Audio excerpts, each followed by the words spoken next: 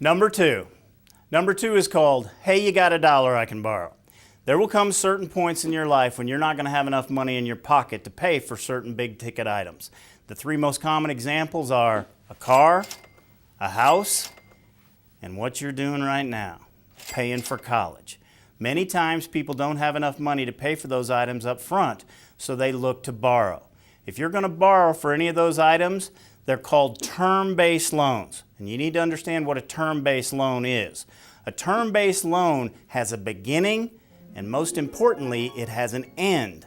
And what happens between the beginning and the end is known as the terms, okay? These are things that are going to be agreed upon between you and whoever's loaning you the money. Things like the loan amount, the interest rate being charged, the length or duration of the loan. If you know those three items, then you know what the monthly payment amount is going to be.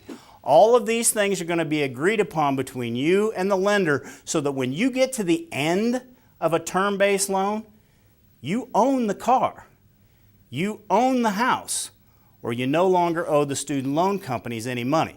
Don't think for 1 minute when you drive off a car lot with a car that you own that car. If you think you own that car, skip a couple of payments. You'll find out real quick who really owns that car. Now, we don't have a lot of time to talk about cars here. I will say this much about a car, okay? A car is not a good investment. A car is what's called a depreciating asset. Depreciate means that it goes down in value. So you buy this really nice new $20,000 car and it depreciates about 20% when you just drive it off the lot. So you take this car, you drive it off the lot, and this $20,000 car instantly becomes worth $16,000. And you didn't do anything wrong. You didn't hit a telephone pole or anything. That's just the way that new cars work. It may be smarter for you to let somebody else drive that car off the lot, and then you pick up a slightly used $16,000 car. Okay? All right, let's talk about buying a house. As a general rule, as an overarching rule, you should borrow money to make money. Okay? One of the ways that you can do that is by buying a house. Because a house, in general, is different from a car. A house will do what's called appreciate in value. A car goes down in value, but a home, well taken care of, in a good neighborhood, will appreciate in value. So basically what happens is, over time, the home is going to be worth more than what you paid for it. Now, the way that you can make money with that is that you're going to go to the bank, and the bank is going to allow you to borrow money to buy that house. And they're going to let you spread those payments over a long period of time, 30 years actually, because that's how they can get the house payment low enough to where you can afford it. Now, if you don't get anything else out of this presentation, please get this, okay? When you go to buy your first house, you want to get the lowest fixed rate loan that you possibly can get. Fixed rate, okay? What that means is over the course of that loan, the whole 30 years, your interest rate is fixed so that you can plan for it and you know what to expect. And here's what happens. All right. We've already established the fact that over time, the value of your home is going to go up. It's appreciating. What else is happening? You're making house payments. As you're making house payments, the amount that you owe to the bank is going down.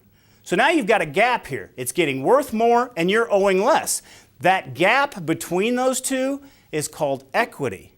And equity in your home can be turned into cash, either when you sell your house or if you want to borrow money to, say, start your own business. So you can make money off of your house. You just want to make sure that you're managing it properly. You never want to pay off a house over 30 years. You want to do this thing called amortize your loan, where you take, there's interest and there's principal, and in the beginning of a loan, the principal is really low and the interest is really high. You can amortize your loan by paying a month's payment, principal and interest, but then making a second payment against just the principal, because that interest that you owe is only due once a month. And so if you've got a $1,000 house payment and $900 of it is interest and $100 of it is principal, and you send them $1,000 to satisfy your payment, and then you send them one additional payment that same month that is $100 towards the principal, what you actually did was make 2 house payments in 1 month. even though it only cost you $1,100 instead of $2,000, you just made 2 house payments in a single month because you paid 2 months worth of principal. If you keep this amortization going over the course of the home loan, you can figure out how much you want to shorten the duration of the loan, but if you kept it going in a perfect way, it would cut it in half. So make sure that you have established what your strategy, what your financial plan is for buying a house. Okay, let's talk about student loans.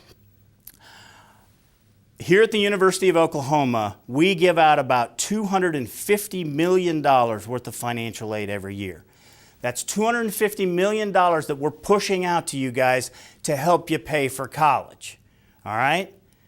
Of the $250 million, over $100 million of it is in the form of a loan. And that bothers me. And it bothers me a lot. Because we are putting you guys into debt. And this is debt that's going to slow you down when you get out of college. You're going to want to do all kinds of things when you get out of school, and you have to pay off those student loans. If you don't pay off your student loans, they will intercept your tax refund. They will garnish your wages. They will do whatever they can to get their money back. You have to pay off your student loans. You cannot even discharge a student loan in bankruptcy. Okay, now that I've sufficiently scared you, let's look at the other side of the coin.